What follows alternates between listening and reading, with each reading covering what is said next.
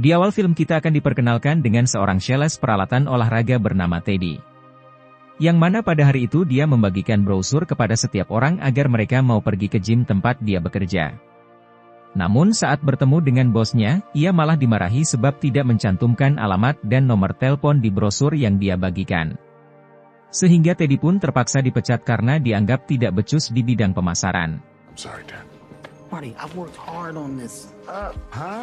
Happy birthday. Meski sudah dipecat, Teddy tidak memberitahukan hal itu kepada istrinya yang bernama Lori, dan malah mengajak Lori berlibur untuk merayakan ulang tahunnya. Look at this. Come on, look at it. What does that mean, honey? We leave tonight. It's perfect. Thank you. Di sisi lain terlihat seorang pembunuh bayaran yang berjuluk The Man from Toronto, sedang mendatangi seorang pria yang ingin memakai jasanya, yang mana di sini ia diminta menginterogasi seorang pria untuk menggali informasi. Dan saat mengetahui kalau orang yang ada di depannya adalah Toronto, pria ini pun sangat ketakutan dan langsung memberikan informasi yang mereka butuhkan. Sehingga hal itu membuktikan kalau Toronto adalah sosok yang sangat disegani di kalangan para mafia.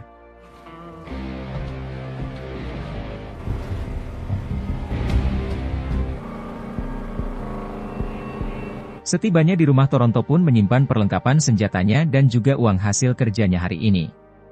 Namun saat sedang memasak makanan kesukaannya, ia kembali mendapatkan telepon dari The Handler, yaitu seorang calo atau perantara yang biasa memberikan pekerjaan kepada Toronto. Dan kali ini dia meminta Toronto pergi ke Virginia untuk bekerja dengan bayaran $2 juta. I thought so. Yes, ma'am. Hingga pada esok harinya Toronto pun pergi ke Virginia, tempat yang sama dengan Teddy dan istrinya kunjungi untuk berlibur. 6'5". Really? Setibanya di Virginia, Teddy mengantar istrinya ke tempat spa dengan sesi memanjakan diri selama 2 jam. Yang kemudian Teddy bergegas menuju tempat penginapan yang sebelumnya ia sewa untuk menyiapkan kejutan kepada Lori. Tapi karena alamat yang tertera kurang jelas, Teddy malah tiba di pondok yang salah, yang mana di pondok tersebut ada seorang pria yang sedang menunggu kedatangan Toronto. Namun karena pria ini tidak pernah melihat Toronto, ia pun mengira kalau Teddy adalah Toronto dan mengirimkan foto Teddy kepada bosnya yang bernama Marin. Teddy yang mengira kalau pria ini adalah pemilik pondok yang sudah dia sewa, ia pun dengan santainya masuk ke dalam sambil memerintah pria tersebut.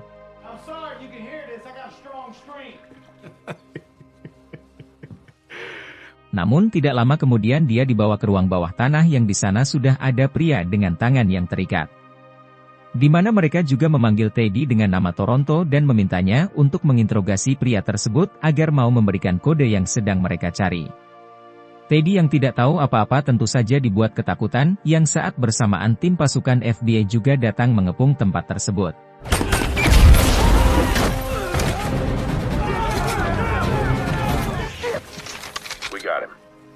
Karena ledakan tersebut, Teddy terlempar keluar dan berhasil tertangkap oleh pasukan FBI. Saat diinterogasi, Teddy pun menjelaskan bahwa dia bukanlah Toronto dan tujuan dia datang ke kota ini hanya ingin berlibur bersama istrinya, namun sialnya dia malah salah alamat dengan datang ke pondok tersebut.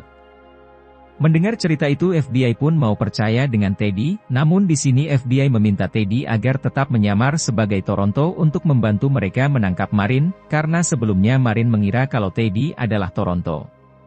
FBI juga menjelaskan bahwa Marin adalah buronan yang sedang mereka cari, karena dulu dia sempat ingin mengkudeta pemerintahan Venezuela, tapi berhasil dihentikan oleh pihak intelijen. Namun pada saat itu Marin dan istrinya berhasil kabur dan sekarang mereka berniat ingin menyerang Presiden Venezuela. Oleh karena itulah FBI meminta bantuan kepada Teddy untuk menyamar sebagai Toronto, karena diketahui sebelumnya Marin menyewa Toronto untuk bekerja dengan dia. This is everything we know about the man from Toronto. Before they are apprehended. He swore revenge on us ever since. Setelah berpikir cukup lama, Teddy akhirnya menyetujui misi tersebut, asalkan FBI mau melunasi semua hutangnya serta menjemput dan menjaga istrinya yang saat ini sedang berada di tempat spa. FBI pun menyetujui semua syarat tersebut dan mengirim satu agen mereka untuk menjaga Lori, istri Teddy. Sebelum menjalankan misinya, Teddy beralasan kepada sang istri bahwa dia harus pergi untuk beberapa hari karena ada pekerjaan yang mendesak. Babe, I was gonna tell you. Stop, I was gonna tell you. There's somebody there to actually meet you. I love you. I love you too. Sementara di sisi lain terlihat Toronto yang baru tiba di rumah itu, dan menyadari kalau sudah ada seseorang yang lebih dulu mengambil pekerjaannya. Hingga dengan bermodalkan surat reservasi milik Teddy yang terjatuh, Toronto pun berhasil melacak keberadaan Teddy. And S. He's toying with us not to play along. Their trap's gonna drive right into me. The meet is near the entrance of the museum. Keesokan harinya terlihat Teddy dan salah seorang agen FBI yang sedang bersiap untuk menangkap Marin saat melakukan pertemuan dengan Teddy. Namun ternyata yang datang ke pertemuan itu bukanlah Marin melainkan istrinya yang bernama Daniela. Daniela yang tidak curiga dengan penyamaran Teddy, ia pun membawanya pergi dari sana dengan menaiki mobil yang sama. Toronto has left the scene.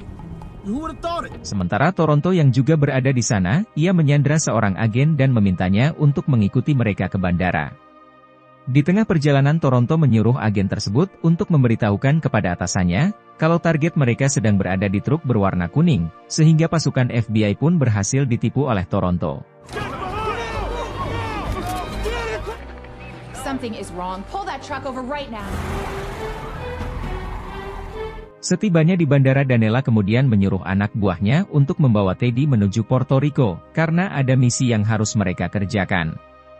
Namun ketika pesawat itu lepas landas, mereka tiba-tiba dikagetkan dengan kemunculan Toronto, yang menjelaskan bahwa dialah pria dari Toronto yang sebenarnya. Mendengar itu Teddy pun berusaha menyangkalnya, dan menggunakan identitas tentang Toronto untuk meyakinkan anak buah Daniela. Sehingga Toronto yang tidak mau buang-buang waktu dengan ini, ia pun langsung menghabisi semua anak buah Daniela dan hanya menyisakan Teddy seorang diri.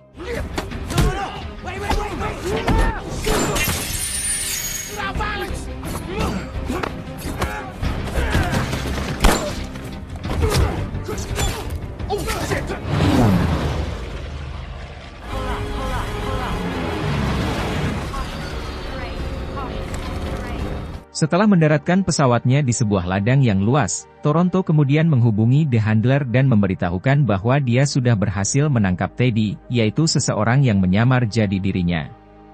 Mendengar itu The Handler kemudian menyuruh Toronto untuk membunuh Teddy. Namun Toronto mengatakan kalau dia masih memerlukan Teddy untuk menyelesaikan misinya ini, sebab sebelumnya Marin dan istrinya hanya mengenal Teddy sebagai pria dari Toronto.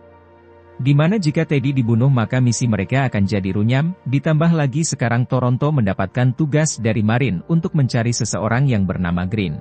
Hotmail account. Did you let him live? Talk to me, Toronto. Kemudian Toronto membelikan Teddy pakaian dan juga perlengkapan pisau agar semakin mirip dengan dirinya. Sementara Teddy yang takut terpaksa mengikuti semua kemauan Toronto. No. We ain't getting that crap. Boning. And this. Setelah menyiapkan semuanya, Toronto kemudian menyuruh Teddy untuk menemui salah seorang anak buah Marin yang sedang berada di tempat pesta.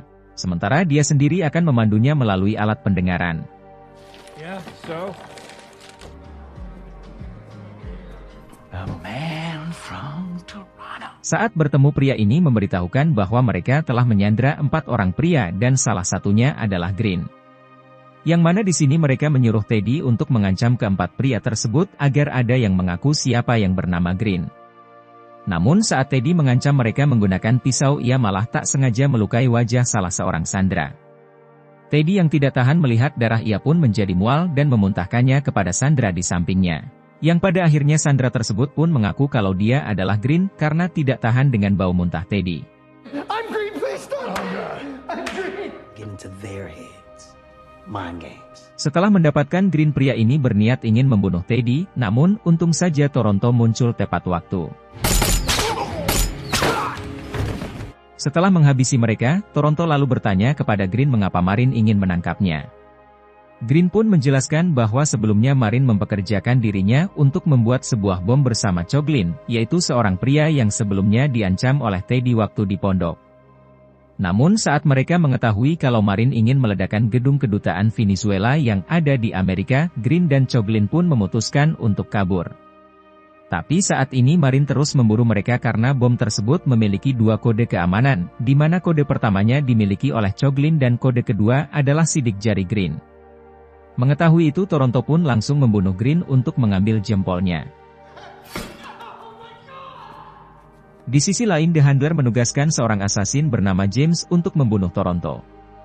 Sehingga dapat disimpulkan kalau The Handler sudah mengkhianati Toronto demi mendapatkan bagian uang yang lebih besar. Hingga saat Toronto dan Teddy sudah berhasil mendapatkan jempolnya Green, mereka tiba-tiba diserang oleh James yang ingin merebut jempol tersebut.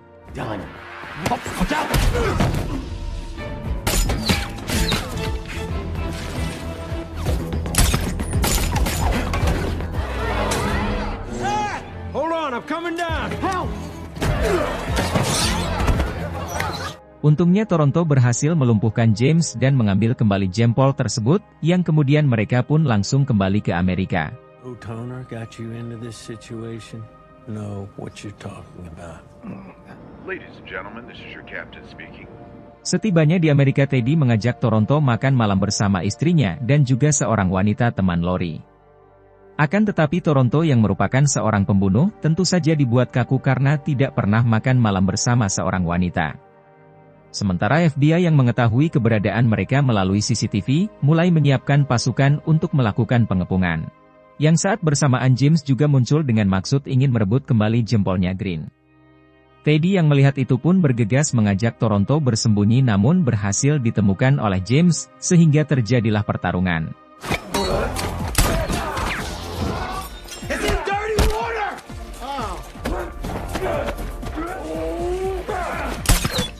Teddy yang tidak pernah menggunakan pistol malah tak sengaja menembak paha Toronto, yang pada akhirnya James pun berhasil membawa jempol itu kabur dari sana.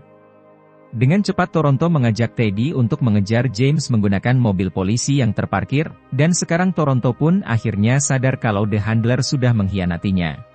Di waktu yang sama FBI berhasil melacak mobil polisi yang mereka curi, yang ternyata Toronto dan Teddy sedang menuju ke tempat Marin yaitu target utama FBI.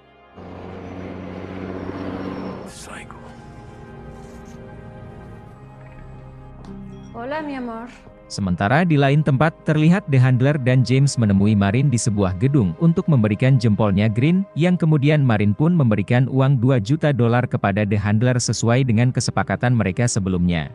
Marin lalu membuka senjata yang sudah ia miliki menggunakan sidik jarinya Green. Di mana Marin berencana akan meledakkan gedung kedutaan Venezuela, serta membunuh Presiden Venezuela yang sedang berada di Amerika. Namun saat ia menyiapkan senjata tersebut, Teddy tiba-tiba muncul di sana dan mengaku kalau dialah pria dari Toronto yang sudah berhasil mendapatkan jempol tersebut. Mendengar itu The Handler pun berusaha menyangkalnya, dengan mengatakan kalau Toronto adalah pria yang berdiri di belakang Teddy. Teddy lalu menjawab kalau pria itu adalah supirnya yang selama ini menerima telepon dari The Handler, dan rupanya The Handler juga tidak pernah bertemu dengan Toronto. Tapi yang jelas di sini Marin lebih percaya kepada Teddy daripada The Handler, sebab sebelumnya dia menerima foto Teddy dari anak buahnya. Namun saat mereka sedang berdebat FBI muncul mengepung tempat ini. Di sini Toronto lari dengan membawa uang $2 juta tersebut, sedangkan The Handler juga berhasil kabur bersama James. Setelah selamat dari kejadian itu, The Handler kemudian menyewa beberapa orang asasin untuk merebut kembali uangnya yang dibawa kabur oleh Toronto.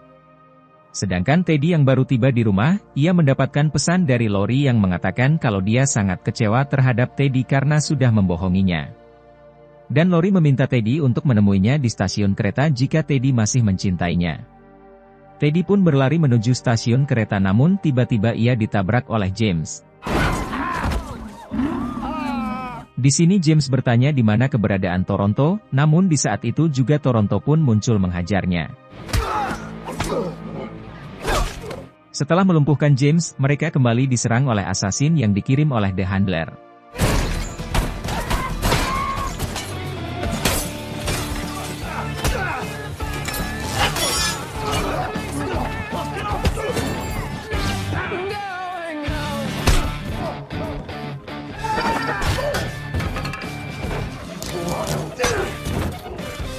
Setelah menghabisi mereka semua, Toronto dan Teddy pun berniat ingin pergi dari sana, namun ketika di luar mereka kembali diserang oleh The Handler.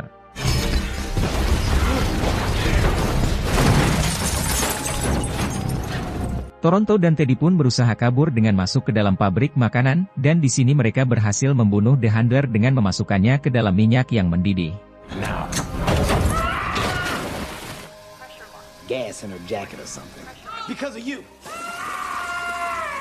Selesai dengan itu Toronto kemudian meminjamkan mobilnya kepada Teddy, untuk menjemput Lori yang sudah menunggunya di stasiun kereta. Dan Toronto berpesan agar Teddy menjaga mobil kesayangannya ini jangan sampai lecet, namun saat Teddy menuju stasiun ia malah dikepung oleh polisi.